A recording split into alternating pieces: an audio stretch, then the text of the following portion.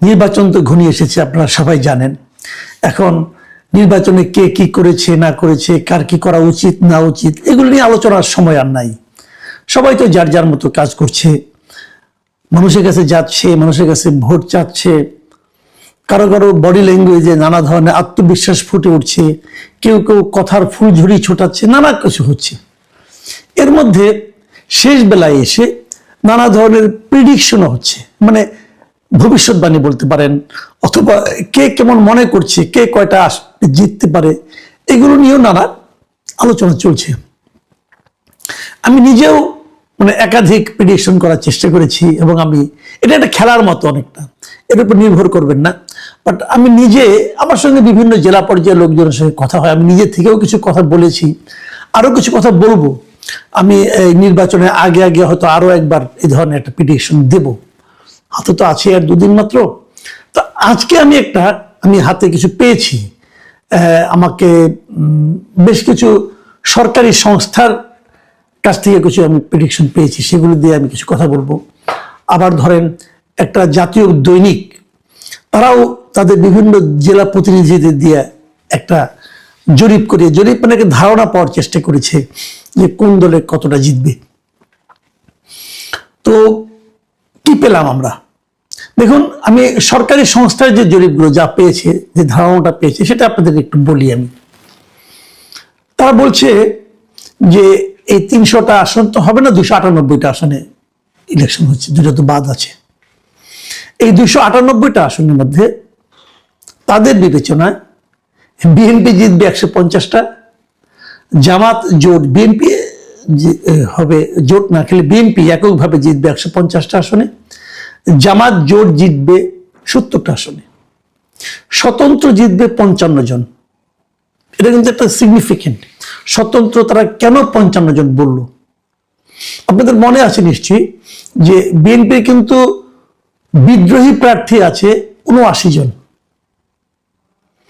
এই 79 জন প্রার্থী যারা আছে বিদ্রোহী, এদের মধ্যে আমার হিসাবে, আমি যতটুকু হিসাব করে দেখেছি, প্রায় ধরেন আপনি 42 থেকে 45 জন এরা খুবই স্ট্রং ক্যান্ডিডেট।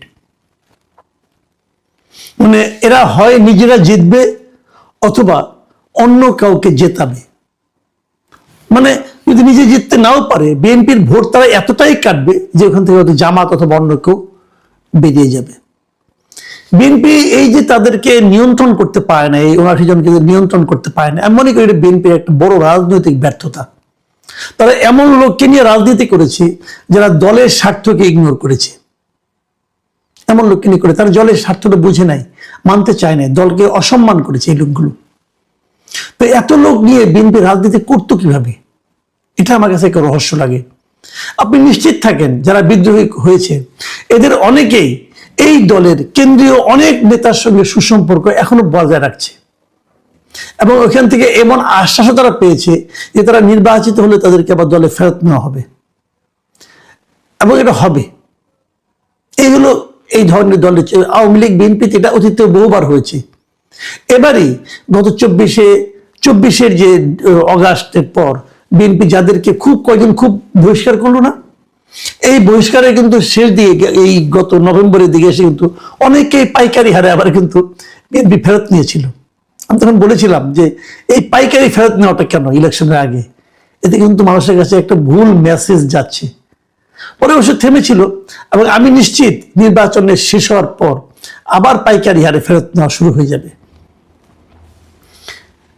এটা যদি শুরু হয় তাহলে আগামী নির্বাচনে আবার তাদের একই সমস্যায় পড়তে হবে। এবং আমি এটাও মনে করি এই যে 79 জন বিদ্রোহী প্রার্থী, এটাই বিএনপির জন্য একটা বড় ক্ষতির কারণ হয়ে দাঁড়াবে আগামী নির্বাচনে। যাও, আমি সেই সরকারি যে সংস্থাগুলো যাদের হিসাবটা পেয়েছি সেখান থেকে আমি হিসাবটা বলছি। তারা বলছে যে স্বতন্ত্র 55 জনের মতো পাশ করে যাবে। তাদের হিসেবে জাতীয় পার্টি পাশ করবে 10-12টা, হয়তো হবে অ্যাকুরেট না, 10-12টা তারা জাতীয় পার্টি। এটা আমার কাছে একটু বাড়তি মনে হয়েছে। জাতীয় পার্টি আমার বিবেচনায় এত পাশ করার কথা না, এবং তাদের বিবেচনায় ইসলামী আন্দোলন তারাও নাকি প্রায় 7-8টা সিট পেয়ে যাবে। এটাও আমার কাছে কেমন যেন একটু মানে অগ্রহণযোগ্য মনে হয়, আমি জানি না। এবং তাছাড়া অন্যান্য যারা আছে, বিভিন্ন দল আছে, কোনো দল আছে 1-2 জন করে পাশ করবে, সেরকম সংখ্যাও তারা দেখিয়েছে 5 জনের মতো। তাহলে কি দাঁড়ালো, বিএনপি তাহলে ক্ষমতায় যাচ্ছে, 185 হোক আর যাই হোক, এর চেয়ে কমবে না, বরং বাড়তেও পারে কিছুটা। আমার মনে হয় বিএনপি এদের হিসাব অনুযায়ী তারা বিএনপিকে ক্ষমতায় পাঠিয়েছে। আমি আরেকটা হিসাবের কথা বলছি, যেটা বলছিলাম যে একটা পত্রিকা, একটা জাতীয় দৈনিক, ওনারা একটা হিসাব করেছেন ওনাদের মতো করে। এই হিসাবটা আমার কাছে অধিকতর গ্রহণযোগ্য মনে হয়েছে, আমার খুব ইন্টারেস্টিং মনে হয়েছে। এই কারণে ওরা দুটো ভাগ করেছে। একটা ভাগ হলো যে নিশ্চিত জিতবে, আর একটা ভাগ হলো যে আসনগুলিতে খুব প্রতিদ্বন্দ্বিতা হবে। তাদের হিসাবে 88টা আসনে বিএনপি কোন রকম প্রতিদ্বন্দ্বিতা না করেই জিতে যাবে। 88টা, 88। এই আসনগুলিতে বিএনপিকে কোনো ধরনের প্রতিদ্বন্দ্বিতারই মুখোমুখি হতে হবে না। এরকম ভাবে জামাত জিতবে 51টা আসনে, কোনো ধরনের প্রতিদ্বন্দ্বিতা নাই, তারা মোটামুটি নিশ্চিত তারা 51টা আসনে জিতে যাবে খুব ইজিলি। আর 17টা আসনে স্বতন্ত্র প্রার্থীরা জিতবে। স্বতন্ত্র মানে ওই বিএনপি বিদ্রোহীরা 17টা আসনে তারা নিশ্চিতভাবে জিতবে। এখানে তাদের সঙ্গে অন্য কারো কোনো প্রতিদ্বন্দ্বিতা হবে না, সেটা বিএনপি হোক জামাত হোক, কেউ তার সঙ্গে ফাইট করতে পারবে না। তারা এনসিপিকে দিয়েছে 2টি আসন, এই 2টি আসনে এনসিপিও বেশ আরামের সঙ্গেই জিতে আসবে। আমার ধারণা সম্ভবত এই দুটো, একটা হাতিয়ার আব্দুল হান্নান মাসুদ আর একটা হাসনাত আব্দুল্লাহ হতে পারে, আমি শিওর না, তবে আমার ধারণা তাই হবে।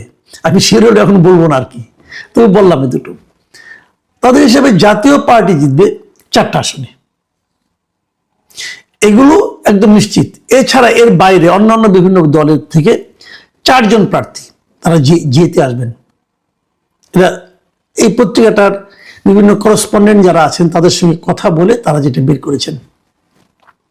আমার ধারণা আরো অনেক পত্রিকায় কাজ করছেন, যদি এটা মিলে যায় আমি নির্বাচনের পরে পত্রিকাটার নামও বলবো আপনাদেরকে। এবং তাদের হিসাবে এই যে বললাম না কঠিন প্রতিদ্বন্দ্বিতা, তার সংখ্যা হলো 132টা আসনে।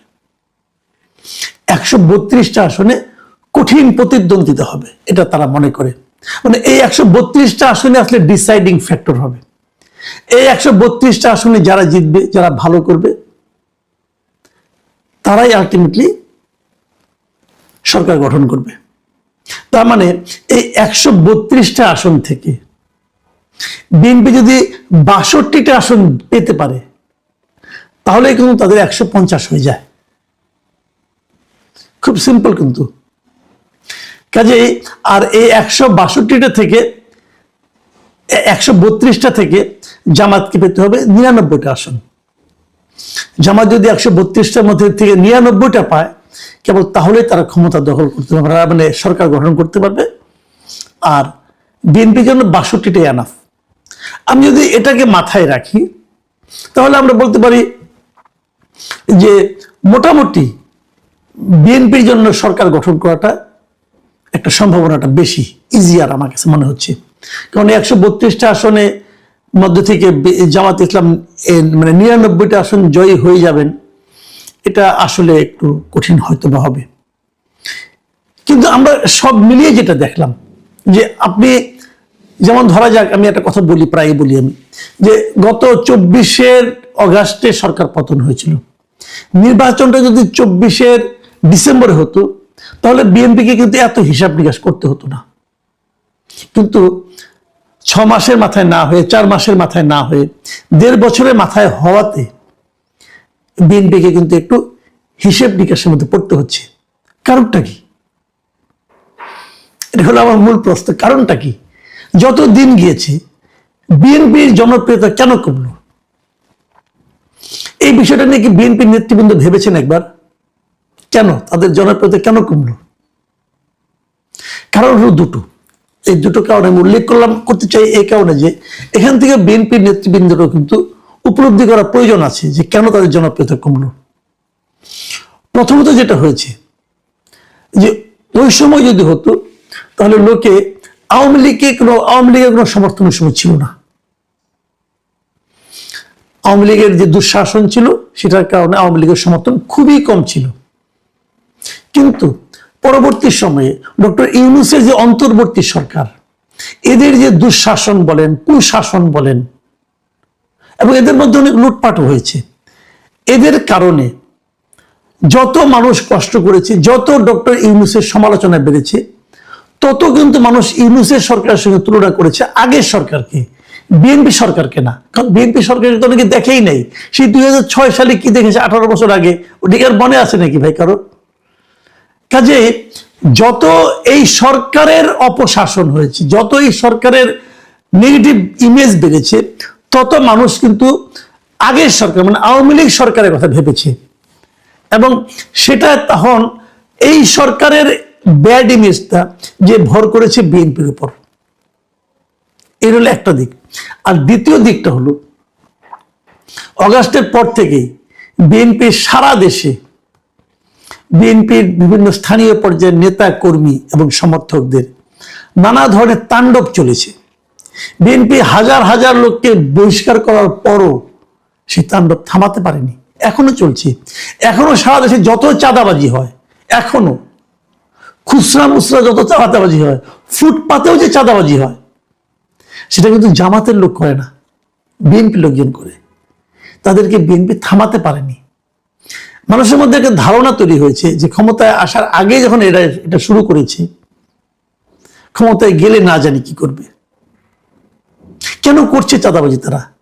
এখানে একটা ইন্টারেস্টিং ইনফরমেশন কিন্তু আমি আছে, অনেকে আমাকে বলেছে যে তাদের এই চাঁদাবাজি করতে অনেক ক্ষেত্রে নেই, কোনো কোনো ক্ষেত্রে জামাতের লোকজন বহু উৎসাহিত করেছে যে তোমরা চাঁদাবাজি করো, আমরা তোমাদেরকে সারা দেশের মানুষের কাছে তোমাদের অপকর্মের খবরগুলি ছড়িয়ে দিই। এটা হচ্ছে জামাতের স্ট্র্যাটেজি। এই স্ট্র্যাটেজিকে কেউ কেউ হয়তো ঈর্ষা করতে পারেন, আমি কিন্তু অপছন্দ করি না। তারা তো চাইবেই প্রতিপক্ষকে ঘায়েল করতে। বিএনপির ওই সমস্ত নেতাকর্মীরা মাথা মোটার মতো উলুতে ঝাঁপিয়ে পড়েছে, তার তাৎক্ষণিক অর্জনটাকে বড় করে দেখেছে। এটা কিন্তু বিএনপির জনপ্রিয়তা দিন দিন কমিয়েছে। তারেক রহমান দেশে ফেরার পর এই নেগেটিভ দিকটাকে তারা একটু কভার করার চেষ্টা করেছে। এখন তারা এই জন্য একটু অগ্রসর হতে চেষ্টা করছে। বিপরীত দিকে একটা কথা বলি, এই যে বিএনপির যে বিদ্রোহী প্রার্থী, এটাও কিন্তু বিএনপির জন্য একটা নেতিবাচক দিক হয়ে দাঁড়িয়েছে। সব মিলিয়ে আগামী নির্বাচনে কি হবে, কিভাবে কি হবে আমরা বলতে পারবো না, আমরা দেখব। আবার ধরেন অনেকে হয়তো এই কথাও বলবেন যে এই যে জামাতের এতটা অগ্রসর বানাতে দেখা যাচ্ছে, যে জামাত আগে 7-8% কখনো ভোট পেত না, এবার তারা এত ভোট কেন পাবে? এটা কিন্তু ওই কারণে যেটা আমি এতক্ষণ ব্যাখ্যা করলাম। কিন্তু তারপরে অনেকে বলছেন যে বিএনপির ভোট তো অনেক, তাকে কি এই জামাত যদি তার ডাবল অথবা আপনার 3 ডাবল হয়ে যায়, মানে 3 গুণ হয়ে যায় ভোটের পরিমাণ, তবু তো বিএনপি থেকে অনেক দূরত্ব থাকে। এটা হলো গণিতের হিসাব, কিন্তু ভোটের হিসাব সবসময় গণিতকে অনুসরণ করে না। এই সামনের দিন কি হবে আমরা জানি না। আমরা একটা সম্ভাব্য একটা আলোচনা চেষ্টা করলাম আপনাদের সঙ্গে, আপনারাও এটা নিয়ে ভাবুন। আগামী 2 দিনের সময় আছে, 2 দিনের মধ্যে হয়তো আমি আরো একটা জরিপ, যে জরিপে আমার নিজস্ব অবজারভেশন থাকবে বেশি, সেরকম আপনাদেরকে দেওয়ার চেষ্টা করব।